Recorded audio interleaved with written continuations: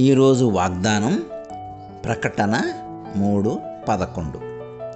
నేను త్వరగా వచ్చుచున్నాను, ఎవడనూ నీ కిరీటము నపహరింపకుండునట్లు నీకు కలిగిన దానిని గట్టిగా పట్టుకొనుము. యేసు వచ్చినప్పుడు సంఘటన వేగంగా జరుగుతుంది. యేసు వచ్చినప్పుడు అతను అకస్మాత్తుగా వస్తాడు. ఆయన రాక తక్కువ సమయంలో జరుగుతుంది. క్రీస్తు యొక్క అసన్న రాకడ యొక్క నిరంతర నిరీక్షణ ఆయన రాక కోసము అపేక్ష కలిగిస్తుంది.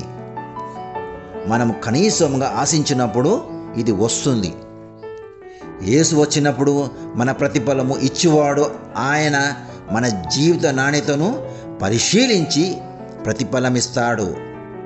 మన కిరీటాన్ని మనము కోల్పోతే యేసు నుండి మనము పరలోకంలో ఒక రకమైన గౌరవాన్ని కోల్పోతాము. క్రీస్తు సంఘమును పట్టుదలతో కొనసాగించమని పిలుస్తున్నాడు.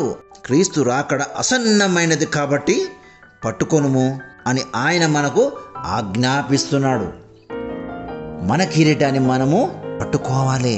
ఆయనను నమ్మకముగా సేవించినందులకు అది మన ప్రతిఫలము. కాబట్టి ప్రియులారా, కలిగిన దాన్ని గట్టిగా పట్టుకొనుము, నీ కిరీటాన్ని కాపాడుకొనుము. ఆమేన్.